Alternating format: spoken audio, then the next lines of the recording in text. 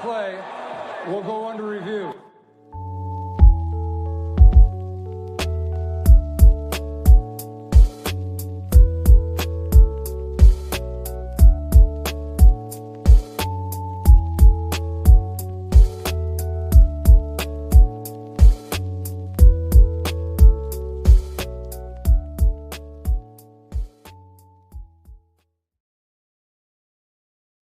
What's going on, everybody? And thank you so much for being here for this week's episode of Under Review. My name is Joe DeRosa. You can find me on Twitter/X at @show_DeRosa. Tonight's tagline has nothing to do with football, but Coheed and Cambria's new album came out about 2 weeks ago, and I really like it. So there's the tagline. There's your explanation.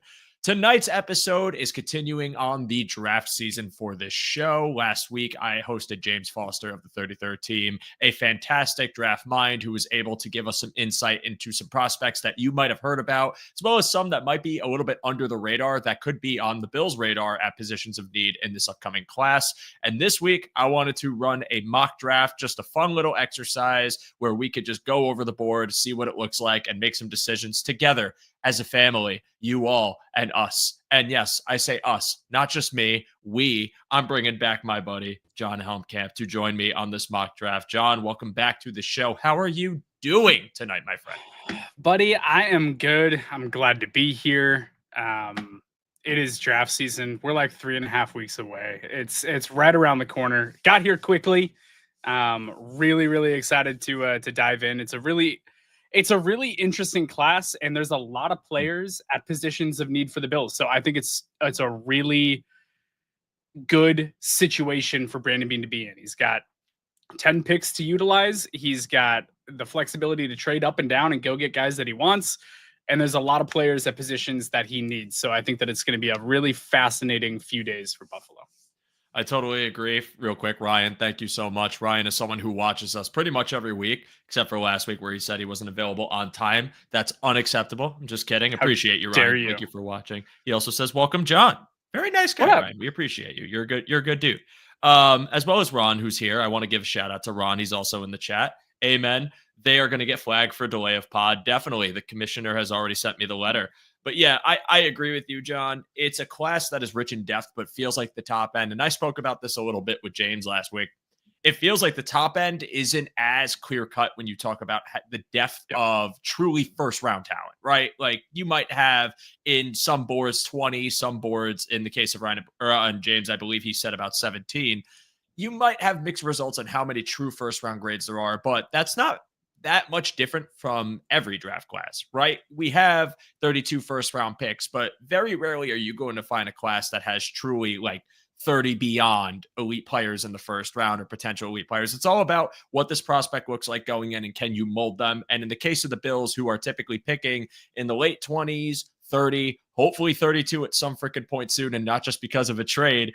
It's this position where you're really finding talent, but not the top end talent, and you have to be savvy in your picks, but also not force the issue. Because at least in my opinion, just trying to get BPA is great until you realize that maybe it doesn't truly fit a need you have, and then you're talking about a player stashing on the shelf that might not get playing time. So there's a lot of different strategies that Brandon Beane can go when it comes to what he wants to do at 30. You know, last year we were there, John, you, me, Thomas, and Ian, and we were all watching as the board turned red and the Chiefs logo appeared and they traded out of the first round. And I went on the stream the next day to tell everyone it's okay. I know it sucks, but that was a good move because the board had options.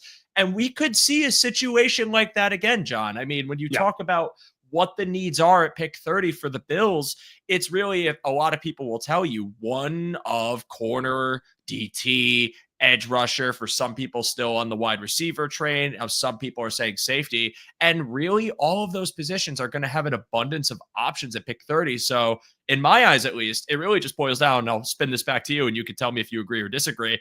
Should Brandon Beane just go with BPA, or is Brandon Beane going to see, all these options and say, I'm trading back again, trying to get a third round pick, and we just go from there? What do you think honestly happens at pick 30 right now, John?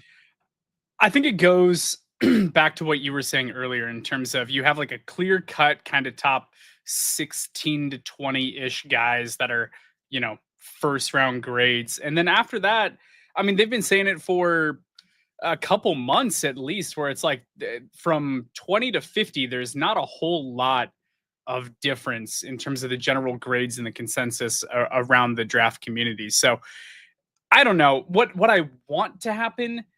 I want Brandon Bean to say F this and go get his guy. Like that's what I want to happen because he has 10 picks. You have a lot of ammo to go and do it. If he wants to go get a difference maker, which he's been talking about since the end of the season, he's been positioning himself to be able to do it. If he wants to go get a difference maker, go get an effing difference maker. Go up high and get someone. Now, I think there's about a 10% chance that happens. I think that odds are, probably a little bit higher than not that they stick because I don't think there's going to be a real rush for players in the late first like there was last year with the wide receivers that created his ability to trade down. Yep. So I'm not sure there's going to be a partner that wants to give up that third to move up, picks or whatever it is. So I don't know. I think the best probability is that he ends up picking at 30 and it's best player available between the positions of need, or even if it's not a direct position of need, if somebody falls that he thought was going to go around 20 and they're sitting there, okay, cool. Get the best player that you think can contribute to this roster in some capacity. Totally agree. If he's going to do a trade up, I think it really just has to be the right guy. And then you ask yourself, well, what position would that be? And then is that player marketably better than what would be available for you at 30? Because most likely if they're going in the top 10, top 15, they are. But how big is the drop off from, top end to the end of the round to the second round? And are we comfortable giving up capital to move up? And the thing is, they have 10 picks. I would be shocked if all 10 of those picks get used this year. Oh, yeah, so I know that man is moving up. It's just a matter of when. And if it is in the first round, who do you think would really be worth it? And in my eyes, there's only a couple of players that I could look at on this draft board to say, if they started falling, I would be comfortable with trading up. And really, you saw the thumbnail of this video. Kenneth Grant, for example, if you don't feel like he is falling to the end of the 20s or 30, that's a player I'm comfortable trading up for. I know people are on the fence because they feel he's very much a project, and I agree. But I love the player. I love what the immediate fit would look like. And I think you're playing essentially a game of the worst we get is a high floor, which I can live in that world. So apart from him, there's guys like Michael Williams, Mike Green. If you want to say that Abdul Carter, if they were psychopaths and wanted to trade into the top 3, it's not going to happen though. No. Getting your guy, I agree with you. I want him to do it. I just want to know who that guy would be in their eyes and whether that's that player is so much better that they have to do it. And this receiver class, I mean, I don't think there's a single guy outside of Travis Hunter who I'd be comfortable trading high up for. So yeah, I think picking at 30 is probably the likeliest bet, but trading back if it's into the mid 30s because there's like 3 defensive tackles or edge rushers or safeties they all see as being available or corners. That to me feels like the more realistic one of the two, 30 or trade back. I don't think a trade up will happen unless it's really someone that Brandon Bean's got giant hard eyes for. And there you go. But listen, could always be wrong. And that's what makes the draft fun. And this episode, friends in the chat, this is a mock draft. I know you're all here. I know I would do this every year and I love doing it. It's a ton of fun. I love getting yelled at by people I've never met. It is the most fun thing ever because I didn't take the player they wanted. It's a great time. So I open myself to torment from some people. That is okay. Without further ado, let's prompt the PFF screen. Boom. And I'm going to full screen it so you guys could see it easier. So let's do that. There we go. John, you remember how I said offline I clicked that 1,000,000 times so I think it would work live on air and I wouldn't have any hiccup? And then I clicked the wrong button twice? That's awesome. We're having a great start here on the show. So let me go into this tab. So what we are doing on tonight's mock draft, John, pick 30 for the Buffalo Bills, all 7 rounds.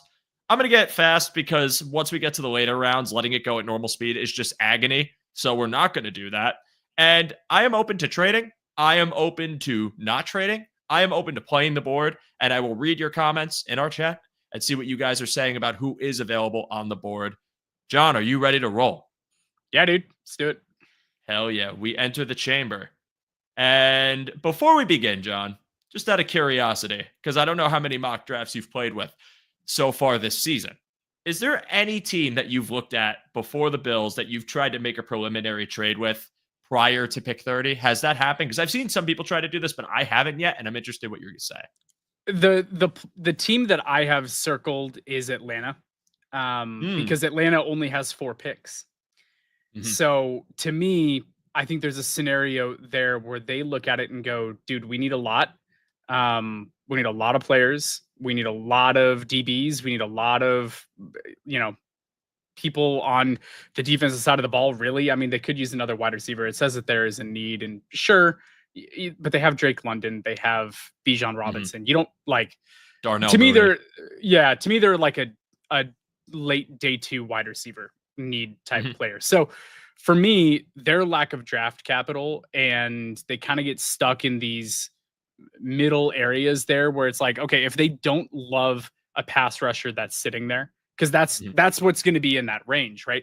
If they don't love the pass rusher that's there, or they think that it's worth it to get a haul, moving to 30 to 15 is going to be expensive. But I would do it for a guy like Jalen Walker or Mykel Williams, someone that I think, or dude, if you really want to go get crazy, I know that trading up for a safety sounds asinine, but Malachi Starks is a baller. Like, he is such a good football player. So I'm team Malachi Starks, but I don't think we're moving up for him. It would be a pass rusher, in my opinion, that we make the move up for. And to me, Mykel Williams and Jalen Walker are the 2 names that I have circled as players that I would like to go get, because in my opinion, they are a clear cut above what's going to be available late in the first round in terms of just the raw athleticism and the ability to get after the quarterback, which is what I want. I want 100%. People that can get after the quarterback. I completely agree with that. And I am interested because when you find these teams that have only so much capital, I do think they're more inclined to listen. The Falcons are interesting because all those needs you described about wanting a guy to get to the quarterback, that's exactly what they need. Yeah. They need it, you remember, really badly. Well, you remember last year we're in the draft room and I was screaming for an hour after they took Michael Penix because they had their choice of defensive players and they needed a pass rusher then, and they didn't do it. And now they still need a pass rusher. So it's rough. Like, they need it in a big way. But are you willing to just basically walk out of this draft to be like, okay, we got one guy that we think is going to contribute right away, and then 3 question marks? Like, is that enough for Atlanta, or are they willing to restock the cupboard a little bit?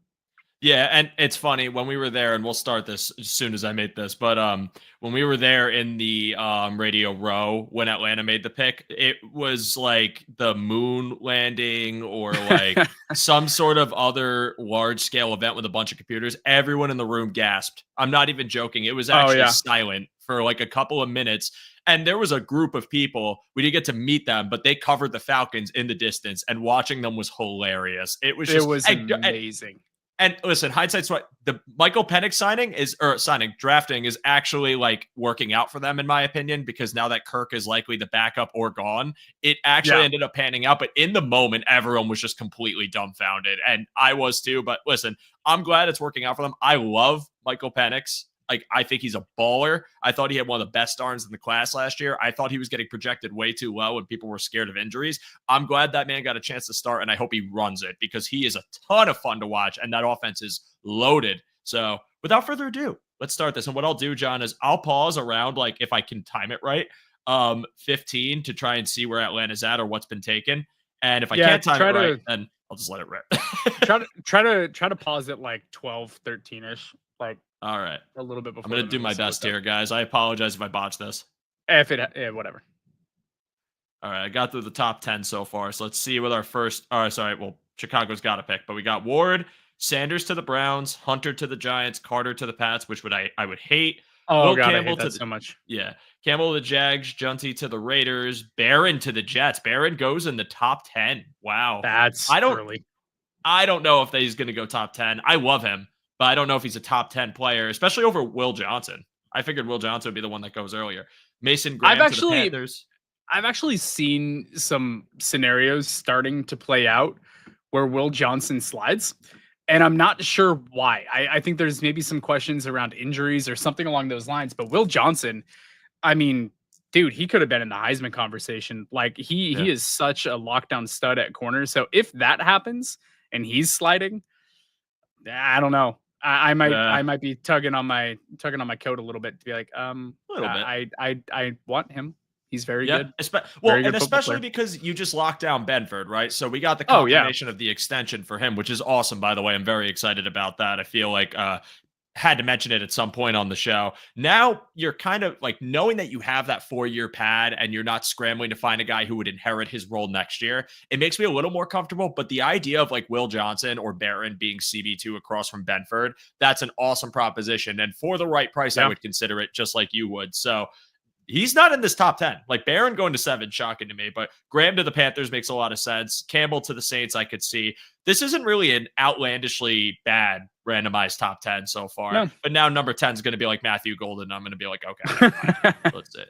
Let's say what was 10? Tyler Warren, tight end for the Bears with Cole Kmet. I could see that. Tet McMillan to the Niners, I could see, but as a Ricky Pearsall dynasty owner, please don't do that. Membu to the Cowboys, yes, that makes sense. They need O-line help. All right, so here's your Dolphins. Let's move on. All right. So Nice. Mike Green goes a pick before Atlanta to the Colts, which would be crazy. Walker to the Dolphins is a great pick for them if they would do it. I also think there's a thing about Jalen Walker where if he's available for Atlanta, right now they're trying to get their fan base like excited. They're trying to give their fan base something to root for. You give them their Georgia Bulldog, and I think that there's some homegrown love there where they would be very excited about making that pick.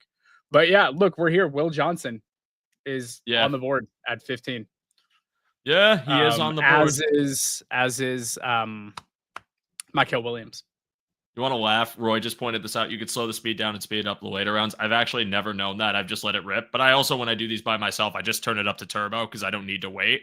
And I've never really I've done it on the show in the past, but I've never modified the speed. So thank you for pointing that out, Roy. I appreciate you. I'll try to figure that out next time because we already started. But yeah, I mean, I'm interested to see what Atlanta wants here. So right now you see they have 15, 46, 118, 218, 242. We're sitting here with 10 picks. The comp. Was it a comp pick there? How'd they get 5? I thought they had 4. I can't remember off the top of my head, but they got 5 picks. So what would you, out of these picks that we have, I mean, 15 is going to be rich. You're jumping up 15 spots. What are you going to do here with the picks you have? And I think dipping into your 170s is where I would start just as like a baseline. I'm not saying that's all we're giving up because, of course, they would never take that in a million years. But let's just say you go 30. Oh, it's trades lopsided, of course. 70, 73. They are not budging. John, look at this. I figured it would have to include 62. Like, I figured it would have to include 62. I think if you take some of those late picks out, it's still going to. So if you did 30, 62, 173, that's a 56% chance for PFF. By the way, completely aware this is not realistic at all, but we're just having fun on the show tonight. So I know this is, I don't even think they'd consider. They'd probably laugh in your face if you offered this to them, but I don't know, man. At this point, I'm comfortable standing pat. I don't think I need to trade up with them. Yeah. I'm fine waiting, but it makes me really sad to see Will Johnson fall to like the Bengals or something like that. Like that would not make me happy. Let's check our chat real fast because I'm curious what these guys are saying. But we got the speed bar is still there for your information. Thank you guys. Yeah, I should have known that one going into it, but that's all good. Hairston, I think I'm going second round. I just see him going second round. I like him. I've said I liked him, and I'd be fine with them drafting him, but I want someone who has a little bit more, a little bit more man-seasoned. He's played a lot of zone reps. I think he has the build to be good at it, but I'm worried that it would be a harder transition. But if he's there in like round 2, we'll run with it. But either way, all right, let's move on. I'm going to let this rip. I'm going to say once we get around to pick like 21, I'll stop it again in the interest of time too. So let's go. I'll let it run fast. Okay. So let's see who went beyond that. So you had Matthew Golden went to the Falcons at pick 15. I love you, PFF. This is great. Shamar Stewart, 16. Michael Williams to the Bengals. That'd be fun. Grant went at 18 to the Seahawks, and that's fun. Oh, that checks out in terms of just John Schneider's MO for defensive line. I could see that pick happening a lot. Will Johnson, pick 19, so he goes to Tampa. That'd be awesome. Easy Raku to 20. Josh Simmons at 21. So a lot of players that used to sit in like the end of the round, like towards 30, I've noticed have started going earlier. Like Grant used to fall to 30 in a lot of mocks. Yeah. Donovan used to go to like 30, and he used to be there all the time. He was like a lock to get him like 30, 32 range. Sometimes he go a little higher. You could see that they're finally like, as you get closer to draft time, how the board adjusts, and it's the most fun at this time because it feels, I don't want to call it realistic. I can't predict it, but it feels like a lot of the projections that you had seen people kind of set for them as what they could be is finally starting to set in. And this would be an awesome pick, but you got Jonathan Cooper on that D line. DJ Jones just re-signed with them. Zach Allen is a lot of fun. Like, this would be a really cool pick. And people have called him better suited for a 3-4, which I believe is what Denver's running primarily. So I like that for them. And right now, yeah, I mean, Grant's gone. Johnson's gone. I think I'm comfortable letting this go to 30, John. What do you think? Yeah. The only thing is that my Oregon boy is still out there. Yes, Derek he is. Harmon. So yes, that's kind of one of those where I don't think this far, but like, let's say the Rams at 26. We know they don't need defensive tackle. They just double dipped on the defensive line last year. So are you willing to move up 4 picks to go get a Derek Harmon, a very disruptive interior defensive lineman? Mm-hmm. That could be an interesting little trade up scenario where you're not mortgaging the future. You're not giving up a treasure trove to make that move.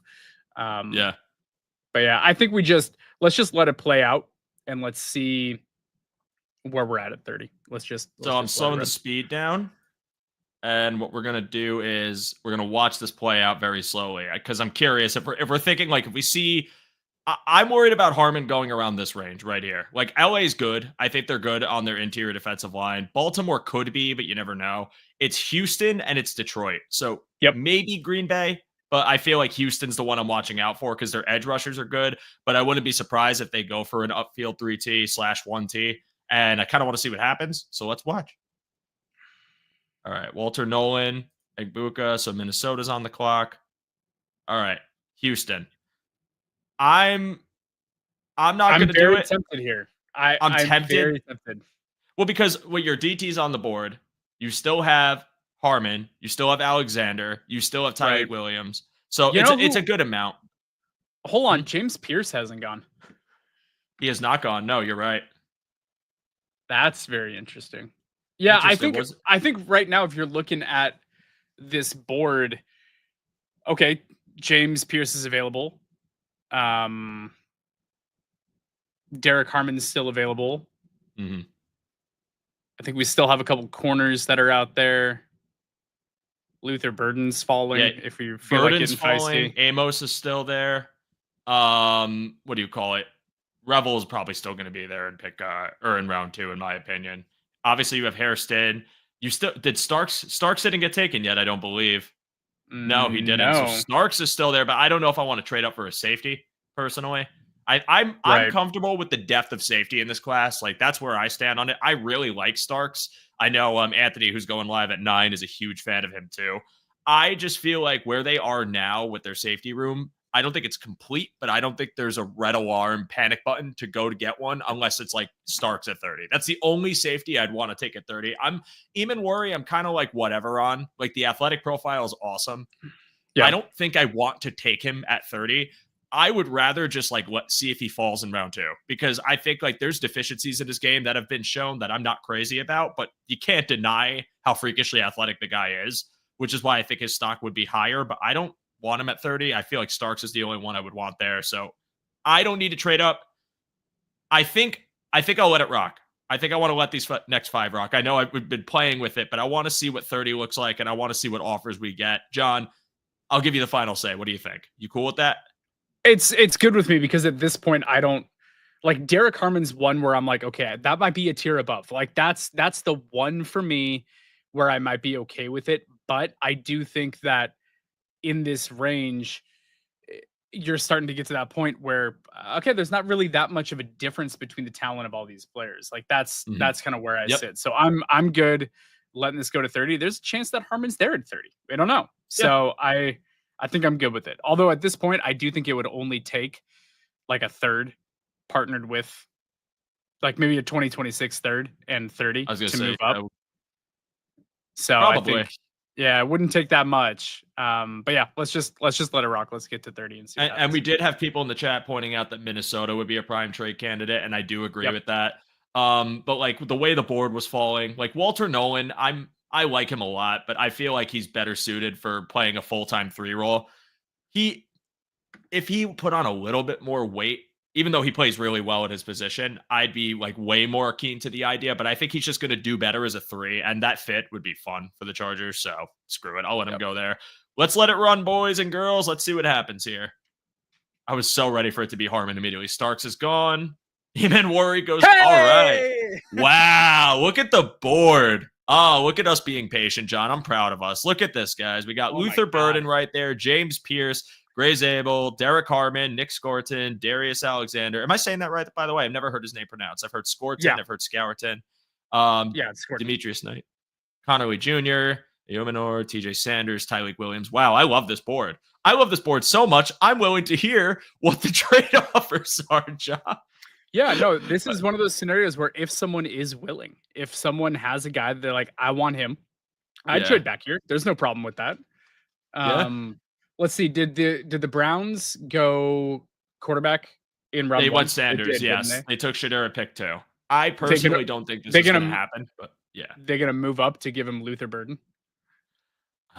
I'm curious. Let's see. What are our trade propositions? It's Dallas, Houston with 50. So, yeah, no, these drop-offs are crazy. So the interested teams are 44, 58, and 90. 90, no shot. But if you wanted to try and play and see if you could get a 3rd-round pick back, you do have options if you want to maybe see if Cleveland wants to move up, or maybe if you want to see if the Titans want to move up and try to get another receiver because they took Cam Ward at 1. Anywhere in this like top 5. What about these teams that need offensive line help in the 2nd round? Do they want that 5th-year option on Josh Connerly? Yeah, or even Zabel. I mean, or even Zabel. Giants might be one I'd be interested in looking at. Let's just see real fast what they're working with. So you got pick 34, you have 65. They got a comp for 99, 105, 154, 219, 246. So if we're sitting here at 30, we have 56, 62. We could, in theory, go 34 for pick 30 and then try to ask them for 65. Early 3rd. They will not do it. What if we sweeten the add 109? Yeah. They're standing pat. This is the problem. So the only thing I've noticed about PFF too is when they have the interested marker, if they're not, it's really hard to get a deal out of them unless you offer a ton. So yeah, I think given the trade back proposition, John, I think I'm cool with taking one here. Who do you like on this board? I know who you're going to say right here. This guy right here, who I also love. I love Derek Harmon. And chat, this is your time to shine too. What do you like? Let us know. I see Pierce. A bunch of people are saying Pierce. And that's what I was just going to say. I love Derek Harmon. You know how much I love him. I'm also biased. I'm an Oregon Ducks fan, and I cover the Oregon Ducks. So I've seen a bunch of Derek Harmon. I was starting to pound the table for him back in like November when a lot of people weren't, didn't have him in the first 2 days of NFL mock drafts. James Pierce, going into this last season at Tennessee, was supposed to be in contention for the first overall pick. He has that level of athleticism and bend off the edge, and at the combine he looked every part of that. I love Derek Harmon, but to me Pierce is a huge value here. I mean, this is a big fall for Pierce, who I think is probably going around 15. Like, I don't think he sniffs 30. So as much as I love Derek Harmon, I think a super athletic, long pass rusher on a rookie contract to throw opposite Groot is really, really interesting. And we need guys that can get after the quarterback. So I think that Pierce, hey, what's up, Tom? I should have known as soon as you said James Pierce, he was going to emerge. Does his ears just ring for it? Yeah, he loves James Pierce. Yeah, I think it's James Pierce for me. I would love that. I mean, we know how much Brandon Beane loves traits and upside too, and Pierce has that. So that's my pick here. It would be James Pierce. And the chat, there's mixed bags. Some people are saying, I believe it was Derek who proposed that we trade back with Cleveland, which you could do that, but I'm seeing an overwhelming amount of people go for Pierce. There is a lot of Harmon support too. The funny thing to me is Pierce is falling because, I don't know why it would be in this case, but if it's character concerns, Mike Green went at pick 14, and Mike Green has equally the same, if not more damning character concerns. But yeah, I think I'm gonna do what the board is, what the people want, at least the majority. I apologize to the Harmon truthers, including myself, because I do love Derek Harmon, but I like him. And listen, edge rusher is still a need. I know we brought in Joey Bosa on the 1-year deal. I know we have Javon Solomon, brought in Michael Hoy. I am telling you, if there is a can't miss edge rushing prospect, or at least what people would consider can't miss at pick 30, they're going to consider it. Like, I'm confident in that statement. They need someone for the long term. And to me, I'm not comfortable with Solomon being an every down rusher. I think AJ Epinesa on the expiring contract, I don't know if they bring him back. Joey Bosa, even if he has a good year, I don't think they bring him back. Hoyt is a rotational player who lines up in different roles. If you want a full-time pass rusher and this guy is there at 30, I'd completely get them going for him. So I'm going to take James Pierce Jr. at pick 30. Go for it. I just want to add to the profile of James Pierce here. Had a RAS of like over 9.5, which we know that Brandon Bean loves the athleticism. And then his best game of the year was against Alabama, where he had 10 pressures, 10, 1.5 sacks, 3 run stuffs, and over a 28% pass rush win rate. Yeah. So give me the seasoned SEC pass rusher that's been going against those offensive linemen for the last 3 years. Yeah, I agree. And again, this is PFF. Will this actually happen? I don't believe so. I mean, even you can look here. He's the 15th ranked on their board, and his average draft position's at 24. So him falling to 30 is kind of nuts in general. But hey, you never know. So I'll take him. James Pierce Jr., welcome to the Buffalo Bills. Congratulations on being in Western New York.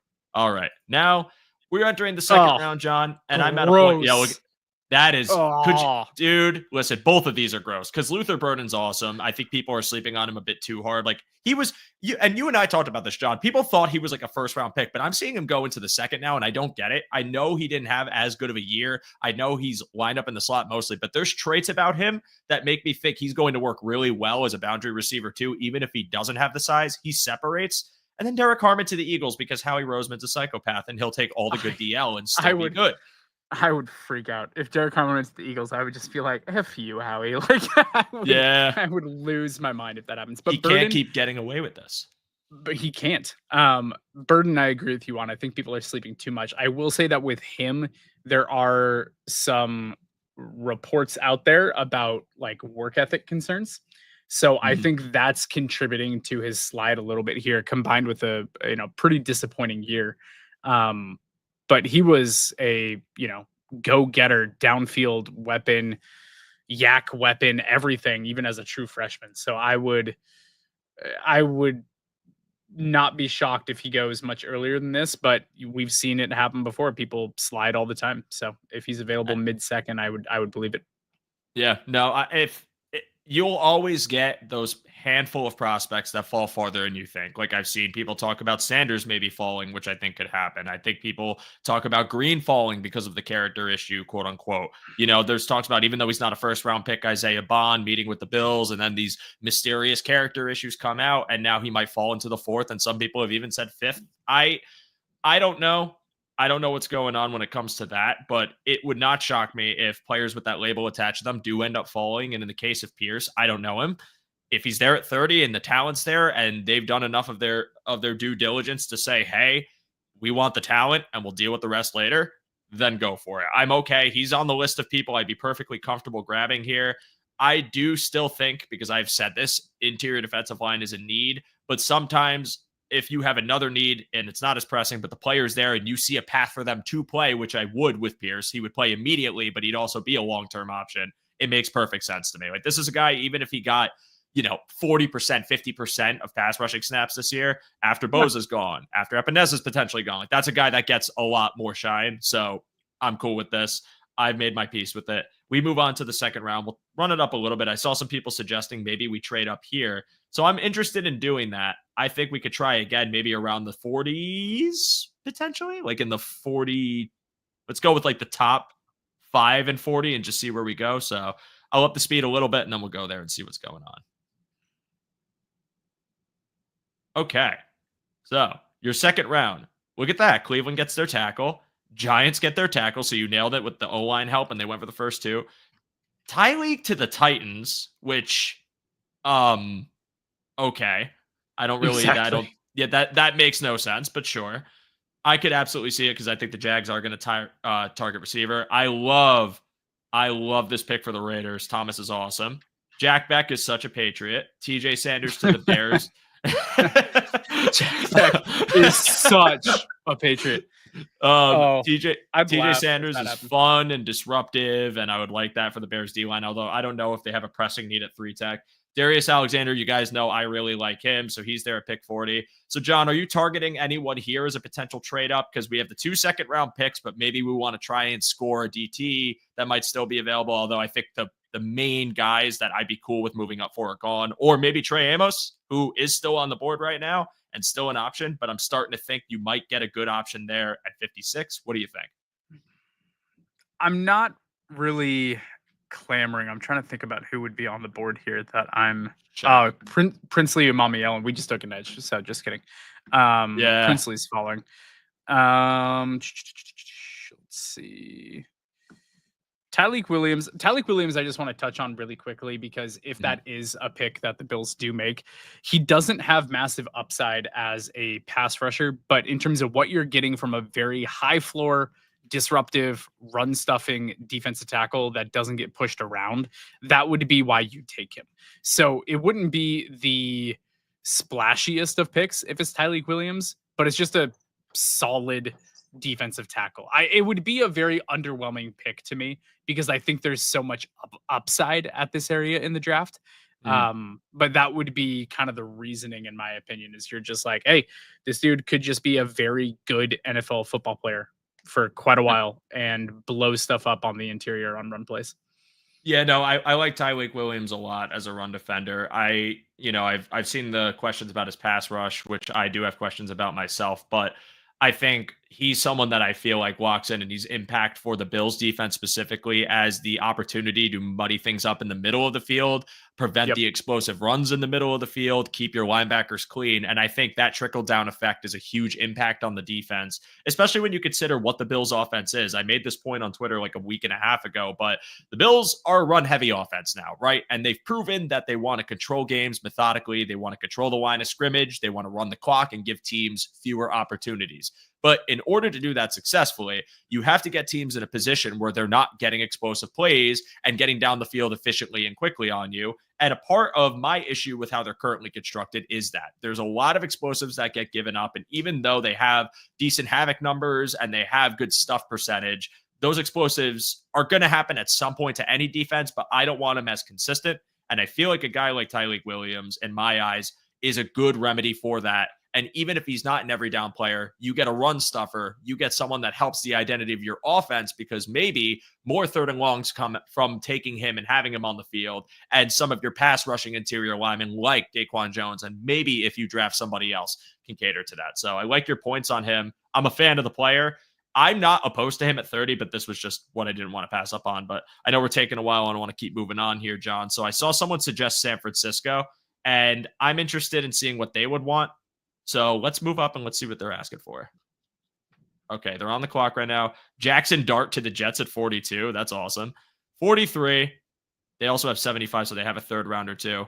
I'm thinking, let's see what we can get here. If we just asked for 43, we threw 109 in the pot. So we would still have our other second rounder. You have a 58% chance. What do you think? Want to give it a shot? Is Siobhan Revel still available? He is still available, yes. And so is Morrison, and so is Amos. Siobhan Revel, before he got hurt, was like arguably the best corner in the country. Siobhan Revel was destroying everything. He is unbelievable. If there's a way to make a move up like this to get a Siobhan Revel, I am all for it because, like we were talking about earlier, Christian Benford's already locked up long term. Put Siobhan Revel as your cornerback 2, like it's filthy. His athleticism, his fluidity, like everything, his ability to change direction, his hips, his hands, like he is a stud. I was so sad when he got hurt early in the season. I want to say it was like week 6 or something like that, because he was having a breakout campaign and people are still talking about him as like a fringe first round draft pick, even though he missed half the year. I saw people project him as top 15 even. That was like the consideration before the injury. He's a stud, and if we could go out and get him, I like him better than Arazier Thomas. I like him better than Maxwell Harrison. I like him better than Barron. I like him better than a lot of the corners that are going in this ballpark to me. Siobhan Revel is a stud.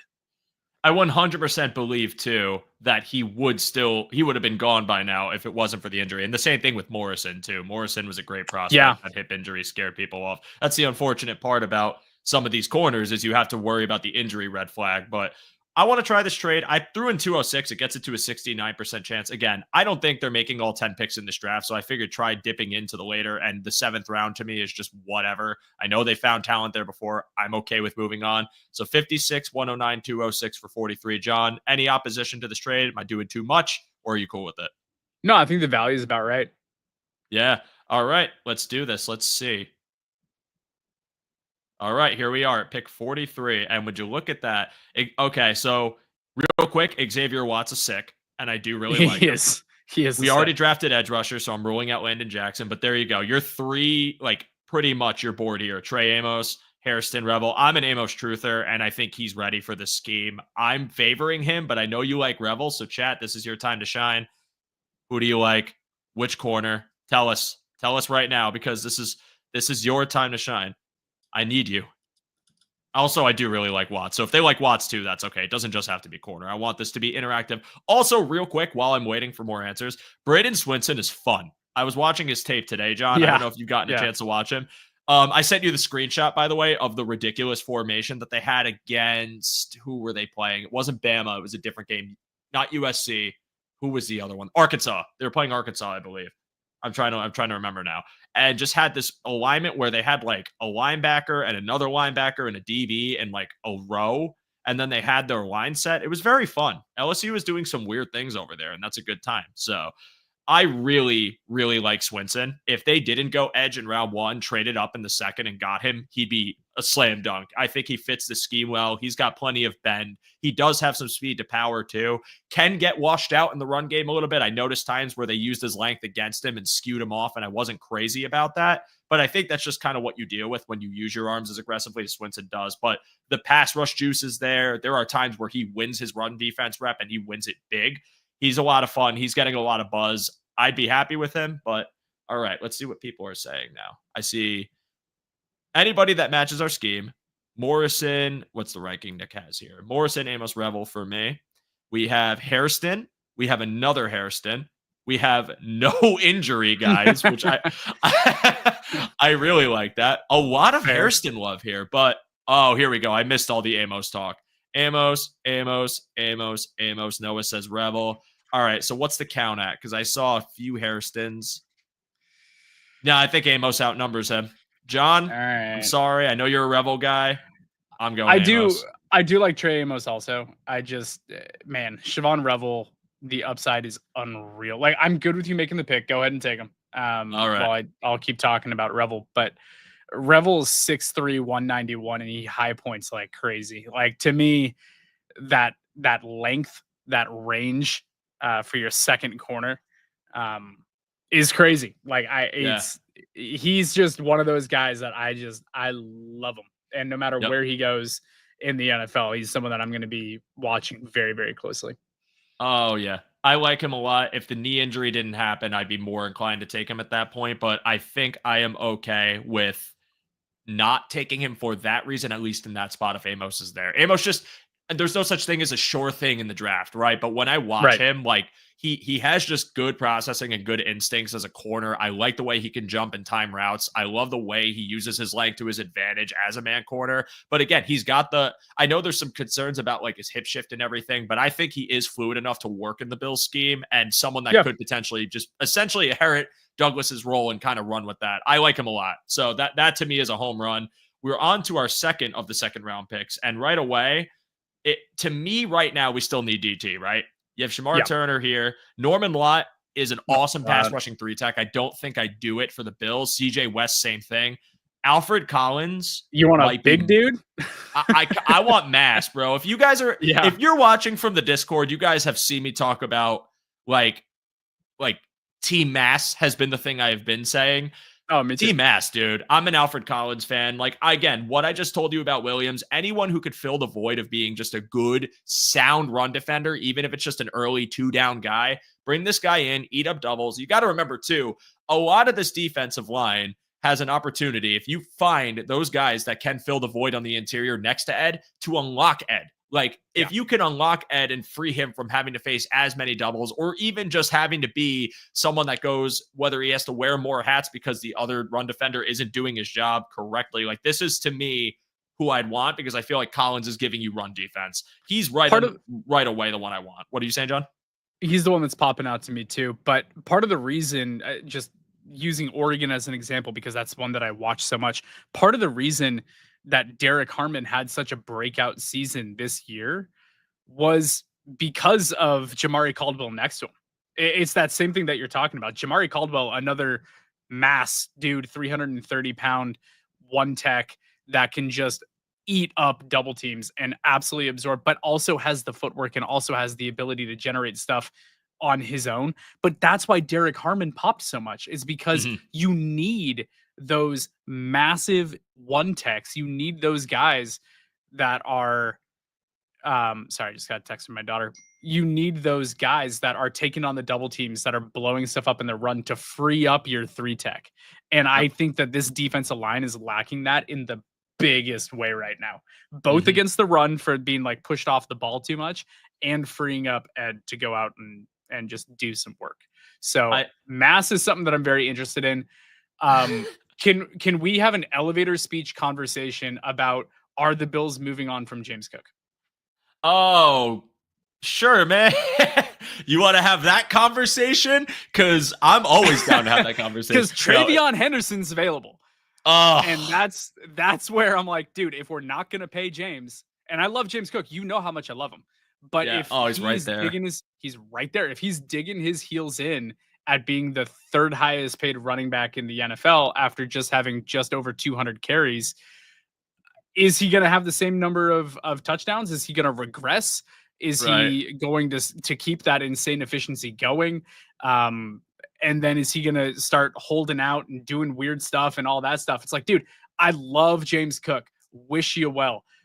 But if the writing's not on the wall and we already know, like, I was listening to Brandon Beane's talk and he's like, yeah, we shut it down. We're not close.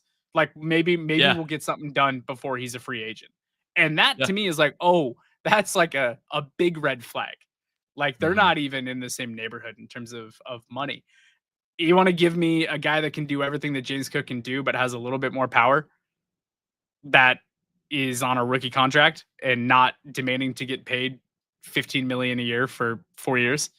Like, in terms of the finances of the team, I'd love James Cook, but if Travion Henderson is sitting there, it's like, ooh, buddy, that is very difficult to say no to. An incredible segue by Mr. John Robert. Thank you for watching, John. He's someone who also regularly watches, and he says Cook can't block. And that is exactly the point I was about to make. Henderson can. Henderson lays the hammer down when he blocks. And Henderson is a not a one-for-one replacement, but I find him with a lot of potential to be a 3-down back, and someone that if he fell at 62, I would be really tempted to do that. Even with Cook there. I can find a lot of 330-pound dudes later in this draft class, but Travion Henderson is a better running back coming out of college than James Cook was. There's no question about that. Now, Cook has developed an insane amount. Like, his steps forward have been incredible. But as a pure runner, as a pass blocker, he's got the same or better hands that James Cook has. Like, the ceiling for Henderson is higher than what we thought the ceiling was for Cook coming out of college. What we've gotten out of Cook, no one would have projected.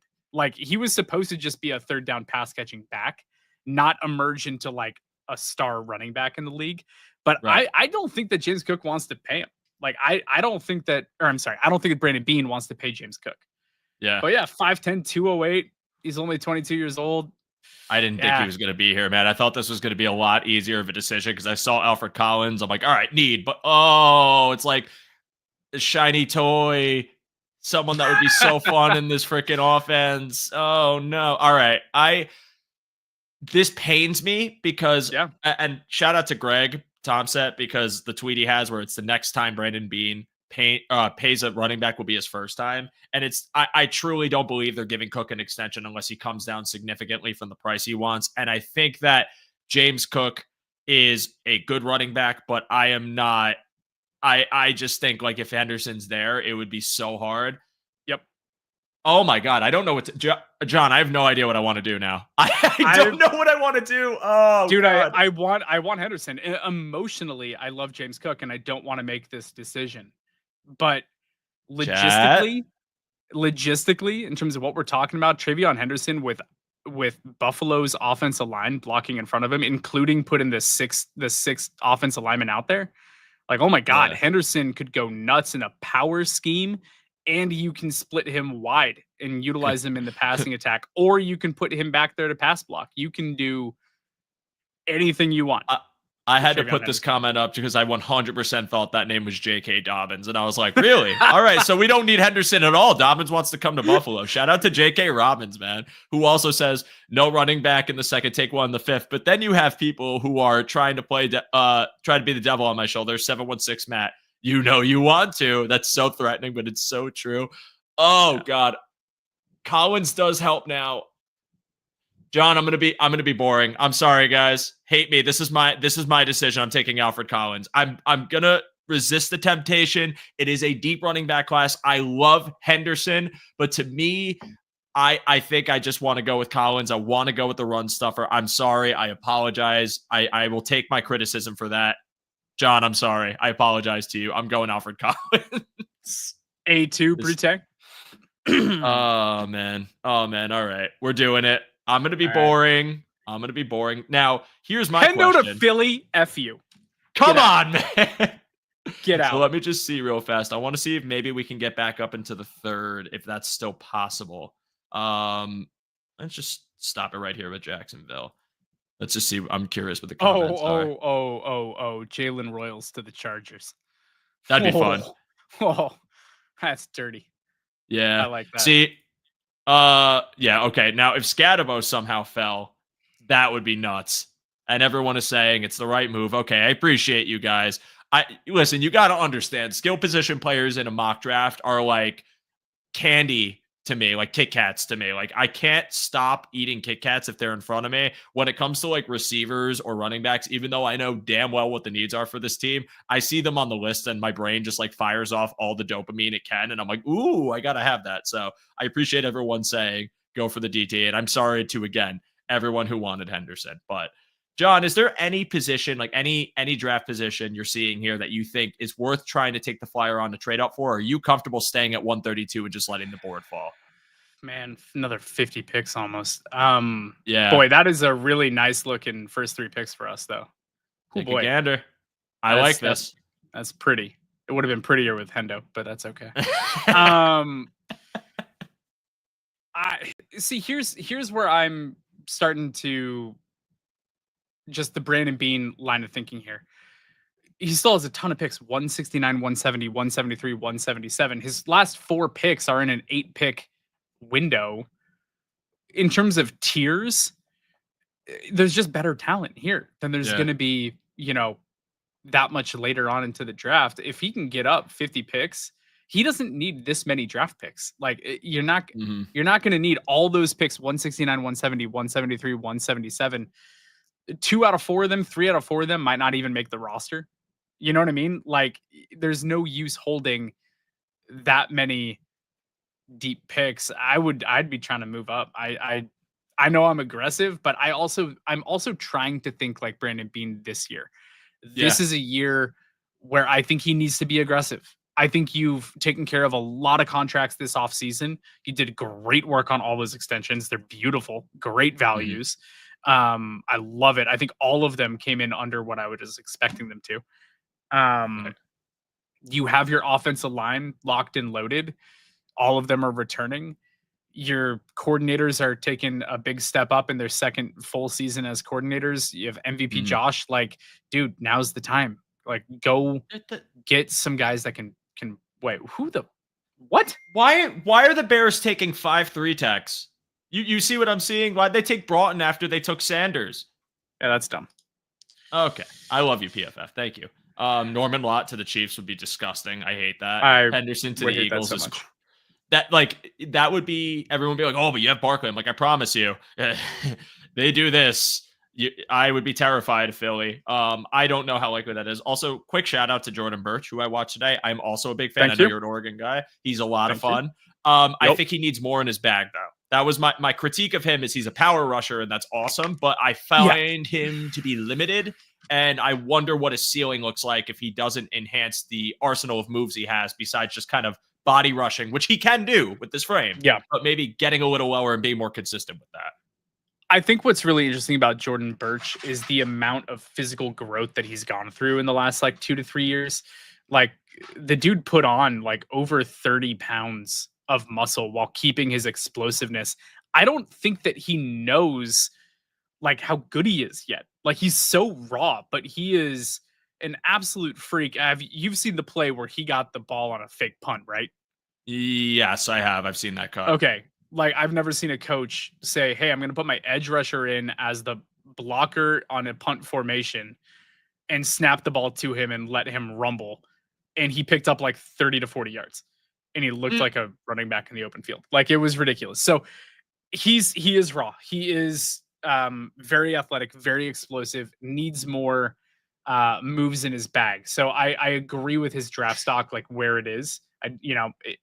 I thought for a while there this season that he could be sniffing the first round, but he's just not developed enough. So I think going at this point in the draft makes total sense for Birch. Yeah, no, I agree. I think there's a lot of work to be done. But again, if you're talking rotational edge rusher, there's a lot of potential for him, and I like him. By the way, that's a good segue for disguised coverage because Ant is going to be talking about edge rush prospects, so check that out. Let's let this run. I'm just curious because we couldn't really do anything there. You think Seattle is going to be willing to do anything with like, what would you even offer at this point? Because we don't have the third. I would have to dip into next year's class. So, like, we could do that, but do you want to? We have 3 7-round picks. I forgot about that.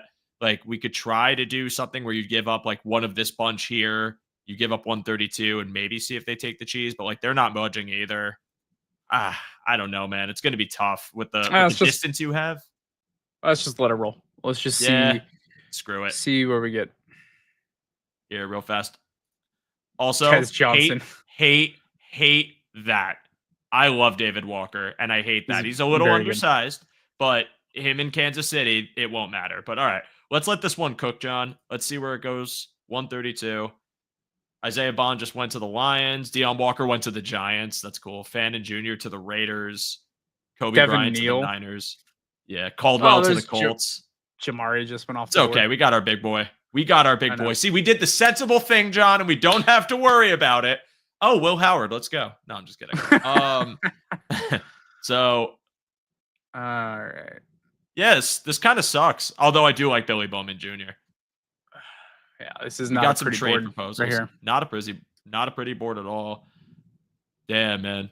Don't sleep on Kyle Williams. Time to take Baron Sorrell as. Oh, what's up, man? Welcome. Appreciate you, Jarek. Oh, let's see. Get wide receiver Isaiah Bond. He is gone. Dante Thornton, I think, might have still be on the board, but we can find out. But yeah, dude, I'm not feeling this.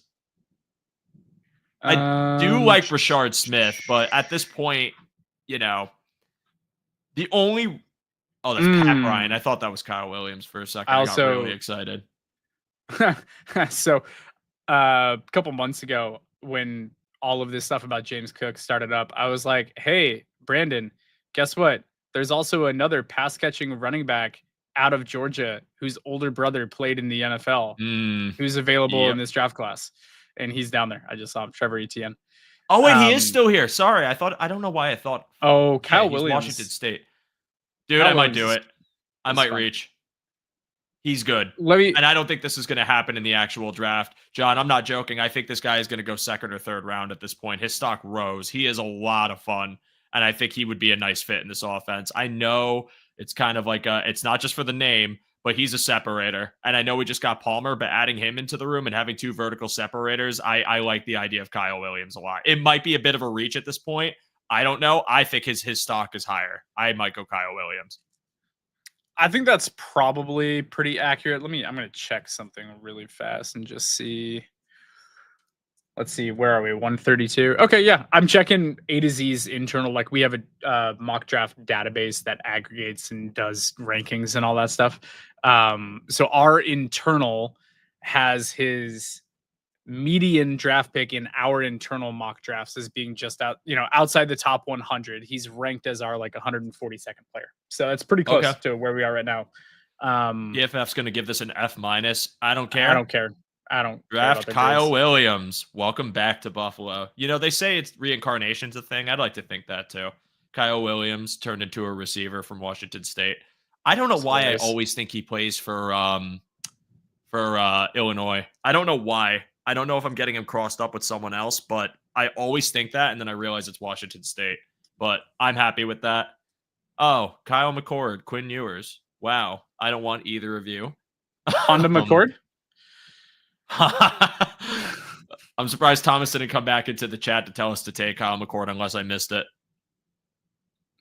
People are fans of the Kyle Williams pick, though, so I appreciate the chat. I feel like Kyle so far this has been a pretty decent like chat-based draft. Like I haven't gotten lambasted too much. Like Pierce Jr., Amos, Collins, Williams. That 4 would be dope. I'd be cool with that. And dude, we have so many picks over the next few. Real fast, I want to give a quick shout out to Marcus Yarns. I actually like him a lot. Dude. I like him a lot. I feel like he reminds me a lot of Ty. Like I feel like a Ty Johnson successor in the future. I know they were giving him reps at wide receiver. I think it was the Senior Bowl or the Shrine Bowl. I like him, but I won't do it right now. But like we got an abundance, John. I mean, Upton Stout is a lot of fun, but I don't know if he really has. If I have him right, because he's him, Bowman. Like these undersized safeties. I mean, he plays above 5'9", so I'm not limiting like to a point where I wouldn't take him. But that, I mean, would you do it? Would you go Upton Stout and just try to add some depth to the safety room, a little bit of a smaller profile? I mean, I probably would. I think there needs to be another body in that room. And at that point, it's just kind of developmental. It's kind of see what he can do, right? Like get him in to the building and see like, does he have the strength to hang? Like, can he go up and contest with wide receivers that are literally 6 inches taller than him? You know, like that's tough. Scroll down a little bit. There were a couple other names that I saw. Okay, Kyle Monangai he's not your home run like threat pass catching, dude like Marcus Yarns. Like Yarns is a third down back. Like he's a pass catching back that has home run speed. That's what he is. Monangai runs through defenders, is the absolute epitome of what he does. He is a truck. And I don't know. I'm trying to think about this room if James Cook isn't in it. Now there would be a whole other offseason to add someone to it, and I get that. But I'm like, what profiles do you want in the room if James Cook isn't there? I think Ray Davis showed that he has better hands than people thought that he did. He can be physical and can be a little bit of a hammer, but I think that a burner running back like Yarns somewhere in this stretch of picks wits, you know what I mean? Right. With what we're building the room around, but I love him. Like he's so fun. It's funny because it must be a prerequisite for Rutgers backs to just run like they want to hurt you, like to have like some force in their running style like Pacheco did. And like that's just this. It's fun to see that you have another guy there that can replicate that skill set. I think with Ray Davis there, like if I'm talking what profile of runner I'd want, probably someone that like again, I want the balanced runner because I think Davis doesn't have the crazy speed, but he has a lot of power and will stay upright when he takes contact. Ty Johnson, kind of like a more like speedster role, and obviously your pass catching back. Who would you find that has like that blend of power and speed, which was probably Henderson, but he's gone now, and we'll move on from that.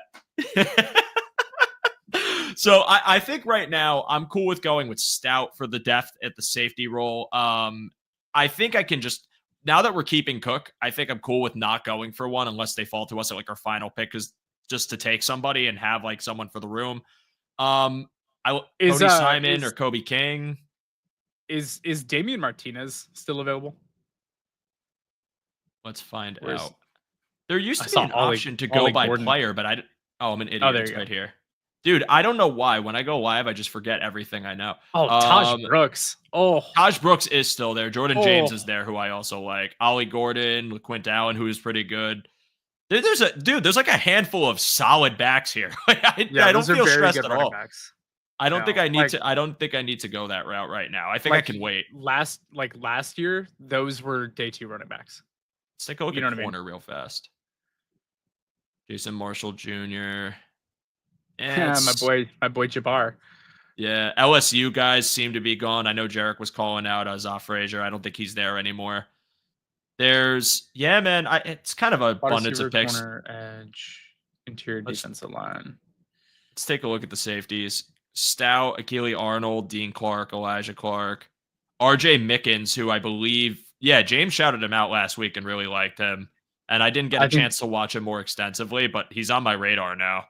Yeah, I like him. I think we can wait. Yeah. I think I'm still leaning Upton Stout here. I think even though the size profile isn't great, if you play above your size, the Bills will give you opportunity. I mean, they've said it themselves. That was something Babbage talked about with Dorian Williams. And thinking about like what the role could be if you rotated him in, if you just got this guy playing as like a box safety to start and maybe trek back into the deeper half eventually, I'm okay with it. Like, again, there's safeties with a shorter profile that have been able to be successful. You could think of Peppers as one example. Like, I'm okay with it. I'd be willing to play with or to draft a guy who plays with just sheer heat-seeking mentality, a lot of physicality in his play. Do you have to worry about him when it comes to larger bodies blocking? Obviously, but I think I'd worry about that for any safety except for some of the freaks. So, John, if you're cool with it, I think I'm going Stout here. What do you think? Yeah, he definitely plays bigger than his size, and I think that he has positional flexibility too. I think this is a guy that can line up as a nickel corner if you need him to. I know that down at the Senior Bowl, he did a lot of one-on-one reps, and he was hanging with wide receivers really well. He has quick feet, which I like a lot. I also heard from people that were down there that he was taking like a lot more reps than most of the defensive backs. I don't know if he was asking for it or people wanted to see him or what it was, but he was involved in a lot of reps on defense and he performed really well. So yeah, I like Upton Stout. He's a good depth guy. I'm for it. Let's do it. Upton Stout, welcome to the Buffalo Bills. And oh my God, pick 170 is us again. I know they met with Thomas Fidone. I know they've had a meeting with him. I think tight end is someone they're going to take a depth to the room just because of Quentin Morris probably leaving. I know linebacker, I'd be okay with adding depth to too. And I saw some people call out Cody Simon. Linebacker is one that I have not that much knowledge on outside for the top couple prospects. So I'm willing to take one. I need to learn more about Cody Simon though. Cody Simon is a really interesting linebacker. He was captain of their defense, 100+ tackles, really smart dude, great in run stuffing. He's not like a pass rushing linebacker, but in terms of just like the maturity, the leadership of like lining up a defense and the communication style and being where he needs to be and being able to fly downhill against the run. He's that. I think that he's a very high upside day 3 linebacker, which I would have no problem with us taking at all. I mean, being the leader and the captain of the Ohio State defense, that's like that matters. You know what I mean? I agree with that. Yeah. Again, linebacker is a position that, again, when I do any sort of draft work, I'm looking at it for what I think the most immediate needs are for the Bills. So I've been doing a lot of D-line work. I've been doing a lot of corner work. Like that's really where it stemmed from for me, with bits and pieces of receivers, running backs, and other positions of players I just like higher end linebackers, higher end safeties. So Cody Simon is one that has not been on my radar, but guys. Let's do it. Go watch him. After this, now, I think you'll like him. And now, this is someone you wanted to talk about, John. Yes. And other people Robinson want to talk about him, and I put him. I filtered it out, so let's refilter. Go to DL, and from Nebraska, Ty Robinson. Again, it's 173, 177. We'd be reaching either way at this point. I don't think it matters. Talk to me about Ty Robinson and what you like about him. Yeah, so Ty Robinson, listen, if Brandon Beane's going to pick a defensive lineman on day 3, he better be athletic, right? Ty Robinson's RAS was a 9.89. He's light for his height, which means that he's knocked down a little bit there. He's in like the 290 range, but he's 6'5". He's got kind of a weird build a little bit because he's 6'5", but his arm length is only 32 and a quarter. But yeah, dude, 9.89 RAS, super athletic, powerful interior defense alignment. Like, this is a dude that just looks like a bowl in a china shop every time that he's on the defensive line. Like, he's just a wrecker. Like, this is a rotational defensive tackle that you can put out there that is just going to like blow shit up. Like, that's just kind of what he does. Pass rush win rate was solid for a defensive tackle. I saw it there at like 10. That's above average in terms of college football defensive tackles. Theirs is typically around like 8.2, if I remember right. I think that's the average in the country. But he has that athleticism too, where like if someone breaks contain, he has the motor to go and get them. So he's not just a defensive tackle where you make one move on him and you don't have to worry about him anymore. He has like relentless pursuit, sticks with it, and will hunt dudes down if they break out of the pocket, whether it's the quarterback or chasing down a running back or whatever. So, and pursuit matters so much in the Bills defense. Man. Pursuit matters. It really does. And he has that speed and mobility and change of direction ability at his size to be able to pursue. And that matters. So I think as a day 3 defensive tackle, that you're probably going to want to play more as a like 3 or 5 tech. Oh, Zeke Biggers, dude. I love Zeke Biggers also. Yeah. Like, not even joking, but the name alone, you got to love it. That's a awesome name for a DT. I love it. I think my stance right now with pick 173 is they're going to be there at 177. We like both of them are just based on the sim. I feel like you're more likely to see these top 3 go, and I'm okay with that. So at this point, man, it's like, I think I'll go just because, again, I'm a believer you can never stack the cupboards enough with OL, but I feel like for the Bills, we have pretty much every offensive lineman returning. If you say, hey, I might want to look at a world beyond, David Edwards and say, like, if it's not Anderson and we want to keep Anderson confined to that 6 OL, maybe try to inherit a future guy and maybe you go for the guard here. But I feel like Fedone, they've met with, they want to just put someone at the depth and tight end. I said they probably would. I think I want to go Fedone here. And then with 177, just for you, John, I'm taking Robinson. How do you like that? Is that cool? Yeah. Yeah, I'm good with it. Good blocking tight end. That's kind of under the radar athletically a little bit. Yeah, I think that's a fine depth pick here. All right. So let's take Fedone. And I saw Jarek say Felton's on the board. Yes. But at this point with Kyle Williams, I don't think, I mean, I guess you still could go for the speedster. I guess. I don't know if I would at this point. I think I want to just get one more interior defensive lineman. And listen, you told me you wanted to talk about Ty Robinson. And if he's there, I'm for it. Yeah, I literally DM'd Joe before we started. And I'm like, this is the one name that I'm giving you that I want to talk about at some point. Right. I think it's funny that we went back-to-back Nebraska. I also think it's hilarious that everyone that we drafted wears a red or orange jersey. So that's pretty funny. This is a red hot mock draft, if you will. Dad joke of the day. Had to do it. It had to be done. But I love this. I think this is a solid and very interesting mock. I don't think that I've seen one look quite like this. But yeah, this one's weird. It is weird. It's funky. This is one of those mocks that I feel like if I posted this publicly, people would say either how or why. Because how for who fell to us, and then why because of some of the later round decisions, like taking Robinson, who got an F grade, pick 177. Which, if listen, I feel like sometimes give an F to pick 177. How does that even listen, happen? man? Because they hate vibes. They hate good vibes. That's what they hate. But let's take a look, everybody. A+ for the James Pierce Jr. pick because he somehow fell when he was graded 15. A for the Amos pick. PFF says C- to Alfred Collins. You guys should have taken Travion Henderson. Kyle Williams gets a D because we reached in their eyes, but I think Kyle Williams is really good. And honestly, when you get a lower grade, that makes me feel like validated. It makes me feel like, you know what? No, you're wrong. I'm right. Upton Stout gave a B. Cody Simon B+. Thomas Fedone B-.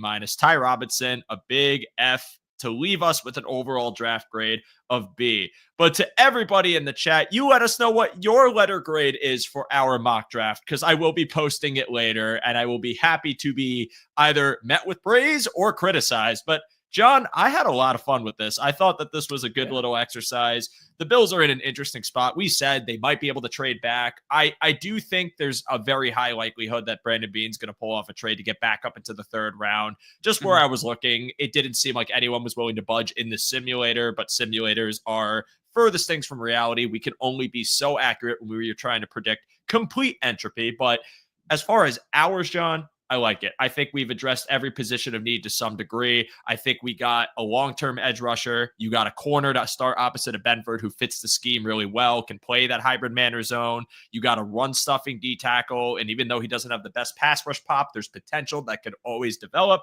Just having a big body to murk up the works.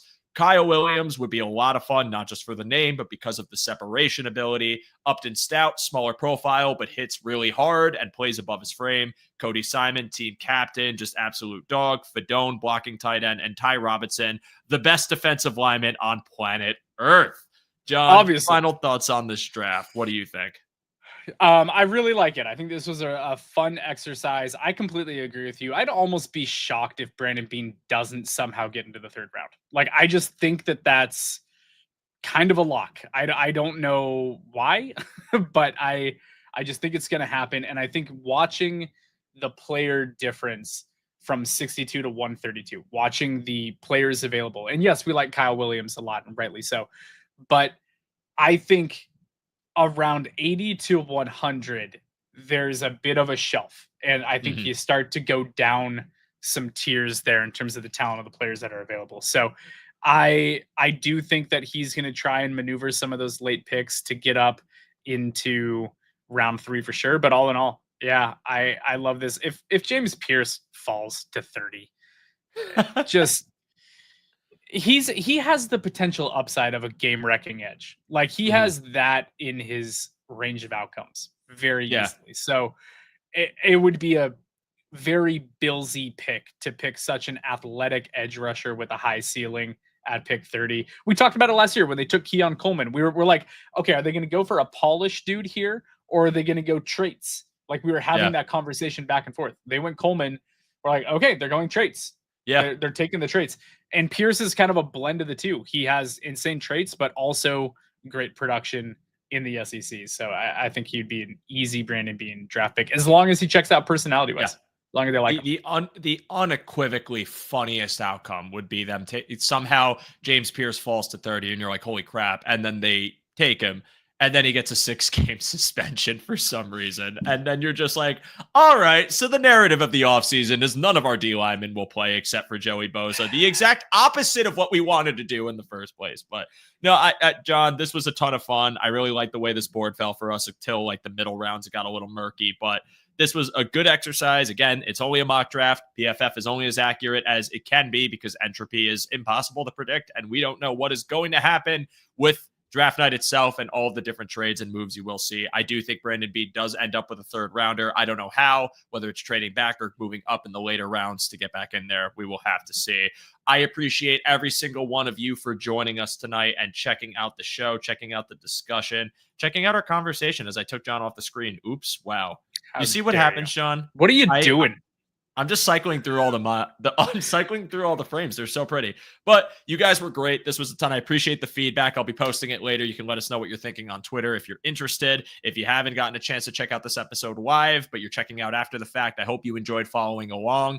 If you got mock drafts of your own, feel free to send them. I'm always open to talking about prospects, seeing what you got to say. I appreciate some of the friends from the Discord, some of the friends from Twitter who I got to see in here. You know, Jarek, I appreciate you watching the show. It's always ton of fun talking about draft stuff with you. John, I appreciate you, man. You're always here. I love having you on the show. You're one of my favorite guests. Tell the world what's going on in your world. What are you doing? What's new? What can they expect from you?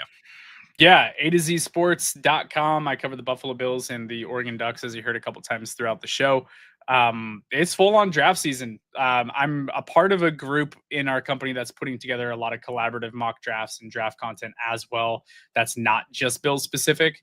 So go over to A to Z. We're not using simulators. We're hand picking every single player in these mocks. And there's a ton of them going out that are team specific, that are 4-round mock drafts, that are 1-round mock drafts, that are full sevens, just all that stuff. So head over to A2Zsports.com. Lots of content about the Bills, lots of content about the draft. And yeah, man, 3.5 weeks to go. Can't wait. I'm ready for the chaos.